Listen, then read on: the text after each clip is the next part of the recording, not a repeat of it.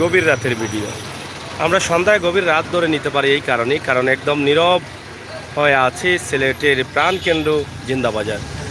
মহামারী করোনার কঠোর লকডাউন চলছে, আর লকডাউনে রয়েছে সমস্ত দোকানপাট বন্ধ, রয়েছে পুলিশ, র্যাব, সেনাবাহিনীর অভিযান, যার ফলে দোকানপাট কেউ খুলতে পারছেন না, দোকানপাট বন্ধ রয়েছে।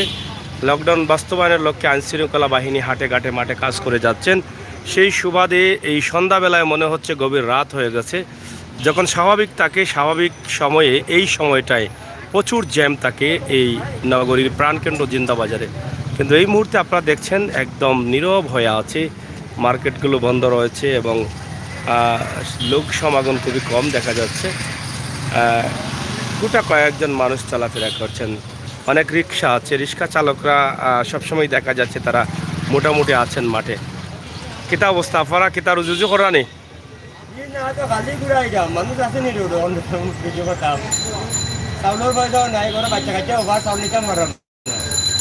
মানে খালি ঘুরাইয়া মানে খালি চক্কর দিলে খালি মানুষ নাই। কত রুজু করছো সারা দিনে, সারা রাইতে? ইয়া মালিক, সারাদিন সারা রাইতে তো শুনি এবার আসো আর রুজু করতায় খরচ করার লাগে। তো রিক্সা তো প্রায় দেখি আছে, ঘুরাফিরা করে, খালি চক্কর দেয়, মানে প্যাসেঞ্জার কম থাকার কারণে। কয়জন ফ্যামিলিতে আপনার? ইয়া মালিক, রুজু কজন করো? একলাও রুজু করো? ইয়া 8 জনের ফ্যামিলি চালানি তো খুব কঠিন নানি? রিক্সা নিজর নি না ভাড়া? ভাড়া নি।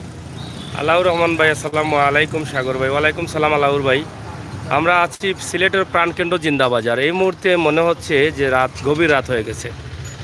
এখন গভীর রাতগুলো এখন লাগেন না নি? এখন ইলা টাইমে তো জ্যাম থাকে 8টা 9টার সময়, টাউনে ফুল ব্যবসার টাইম, কিন্তু এখন লাগে আর গভীর রাত হয়ে গেছে নানি। নিরাই মার্কেটের সব বন্ধ। হ্যাঁ, 3টা হয়ে গেছে লাগে নানি। খুব ঠান্ডা লাগে সিলেটের প্রাণকেন্দ্র জিন্দাবাজার। আগের রাত 3টা বাজে গেছে হলো অবস্থা। এখন আখতা কেউ মনে করেন যে রাত মনে বেশি হয়ে গেছে, গিয়া ঘুমাই থাকতাম। গড়ি বাসা যখন রাইতে 15টা বাজে ওলাও অবস্থা চলে। তো প্রিয় দর্শক, সিলেটের প্রাণকেন্দ্র জিন্দাবাজারের পয়েন্ট থেকে আমরা ছোট্ট একটি ভিডিও আপনাদের কাছে উপস্থাপন করছি। আপনারা প্রবাসে যারা আছেন, আপনারা হয়তো অধীর আগ্রহে থাকেন সিলেটের খবর, সিলেটের অবস্থা এবং পরিস্থিতি জানার জন্য। সেই সুবাদে আমরা এই ভিডিওগুলো আপনাদের জন্য করে থাকি। আজকের প্রাণকেন্দ্র জিন্দাবাজারের বর্তমান অবস্থা এবং পরিস্থিতি আপনারা দেখে বুঝতে পারছেন যে সিলেটের লকডাউনের অবস্থা এবং পরিস্থিতি কী। তো সেই বিষয়টি ভিডিও দেখলেই বোঝা যায়, একদম নীরবে পড়ে আছে মার্কেটগুলো, একটি ছাটারও কেউ খুলছেন না। আল্লাহুর ভাই লন্ডন থাকি, থ্যাংক ইউ ভাই। শেয়ার করুক, লগে থাকুক আর উপভোগ করুক সিলেটের অবস্থা এবং পরিস্থিতি। কিতার হবো ভাই সাহেব, ভালো আছো? রুজি করছো নি?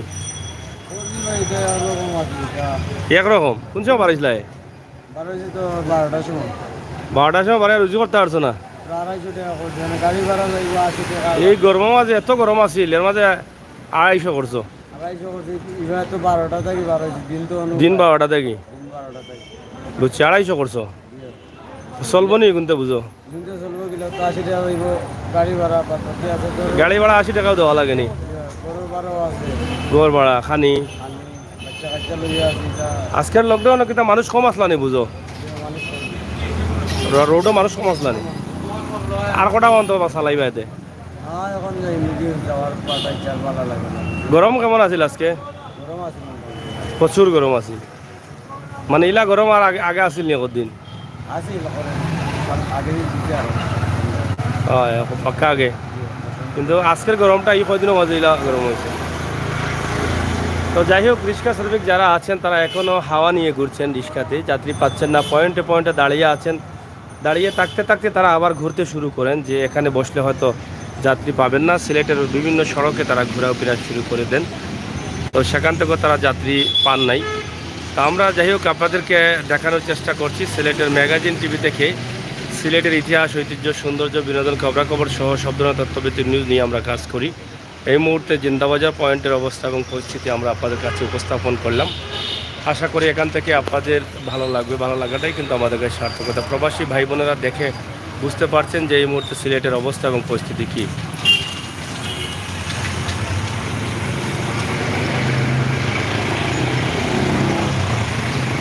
নীরব সিলেট, সন্ধ্যায় হয়ে গেছে গভীর রাত। জিন্দাবাজার প্রাণকেন্দ্র, যেই সময়টায় জ্যাম থাকার কথা, মানুষ থাকার কথা, অনেক বেশি গাড়ি থাকার কথা, সেই সময়টায় লকডাউনের জন্য একদম নীরব। ধন্যবাদ, সবাই ভালো থাকবেন, ভালো রাখবেন, সুস্থ থাকবেন, নিরাপদে থাকবেন, নিরাপদ রাখবেন, সরকারের নির্দেশ মানবেন, মাস্ক পরবেন, নিজে বাঁচবেন, নিজের পরিবারকে বাঁচাবেন, দেশকে বাঁচাতে সহযোগিতা করবেন।